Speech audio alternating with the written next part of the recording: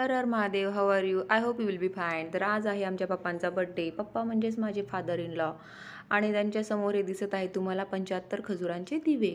तर हे खजुरांचे दिवे खूप चांगलं असतं. 75व्या बड्डेला हे 75 दिवे बनवायचे. त्याने म्हणजे बड्डे जो बॉय असतो, ज्याचा बड्डे असतो, त्याला काय भेटतात, खूप चांगलं म्हणजे त्याच्या आयुष्यामध्ये चांगल्या गोष्टी घडतात. तो हेल्दी राहतो.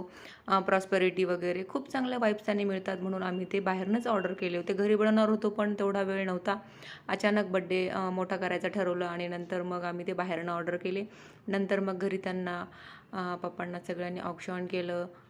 मी, माझी जाऊबाई आहेत, नणंदबाई आहेत, त्यांची मुलगी आहे, नंतर आमची आई आहे, माझी मम्मी पप्पा आहेत.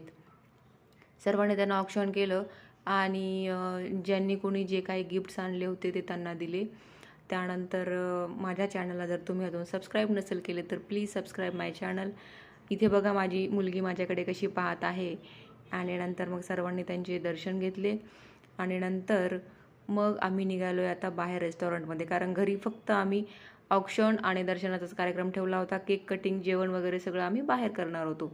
तर आम्ही पोचलो आहे आता रेस्टॉरंटमध्ये आणि त्या ठिकाणी पोचल्यावर सर्वांनी जागा पकडल्या. आणि हा बघा केक. केक तर खूपच सुंदर आहे. तुम्हाला केक कसा वाटला हे मला कमेंटमध्ये नक्की सांगा. नंतर मग केक कटिंग झाली. केक कटिंग झाल्यानंतर सर्वांनी जेवणं केले. जेवण झाल्यानंतर म्हणजे आम्हाला खूप उशीर झाला होता, 12:30 वाजले होते. सर्व हॉटेल बंद झाल्यावर आम्ही बाहेर निघालो. तर असंच पुन्हा भेटूया नेक्स्ट ब्लॉगमध्ये. तोपर्यंत राधे.